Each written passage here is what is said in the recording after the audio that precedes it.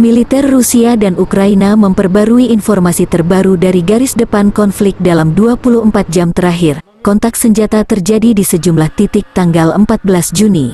Tadi malam, Angkatan Bersenjata Rusia melakukan serangan terpadu menggunakan rudal berpemandu presisi jarak jauh laut dan udara terhadap kelompok cadangan Ukraina dan tentara bayaran asing, serta amunisi, persenjataan, dan depot perangkat keras militer kiriman negara asing. Semua target dinetralkan. Tujuan serangan tercapai, kata Igor Konasenkov, juru bicara Kementerian Pertahanan Federasi Rusia. Konasenkov tidak merinci di mana serangan itu terjadi. Di Telegram, asap tebal tercatat di kota pelabuhan Ukraina Selatan Odessa pada hari Rabu, tak lama setelah beberapa ledakan mengguncang kota.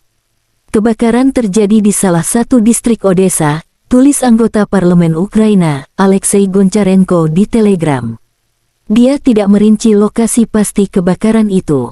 Area seluas 1000 meter persegi rusak, dan api menghanguskan 400 meter persegi, menurut sebuah postingan di jejaring sosial yang belum terverifikasi. Terima kasih sudah nonton, jangan lupa like, subscribe, dan share ya!